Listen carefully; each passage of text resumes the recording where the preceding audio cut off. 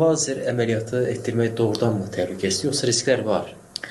Lazer əməliyyatı, əgər doktorunuz sizə lazer əməliyyatı edirsə, deməli artıq riskiniz yoxdur, belə deyim. O nə deməkdir?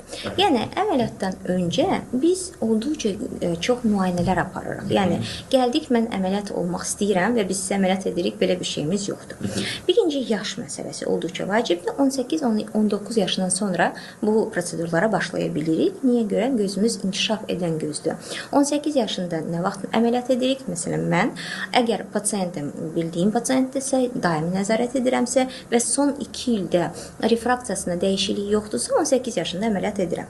Yox, əgər yeni baxdığım pasientdirsə, mütləq 1 il ərzində nəzarət edirik. Yəni, gözün inkişafı, zəifləməsi mütləq dayanmalıdır. Bundan sonra, yəni, birinci meyarımız yaş məsələsidir və gözün refraksiyasının dayanmasıdır. Yəni, gözdə dəyişiklik olmamalıdır. Daha sonra ümumi müayinələr aparılır. Bütün bu meyarlarda hamısında, yəni belə deyim, uyğunluq varsa və risk görmürüksə və əməliyyatdan sonra proqnozumuz yaxşıdırsa, yəni pasiyentə biz görməni eynəkdəki gördüyü qədər verə bilirik. Yəni pasiyent eynəkdə 100 görürsə, əməliyyatdan sonra 100-ü görəcək.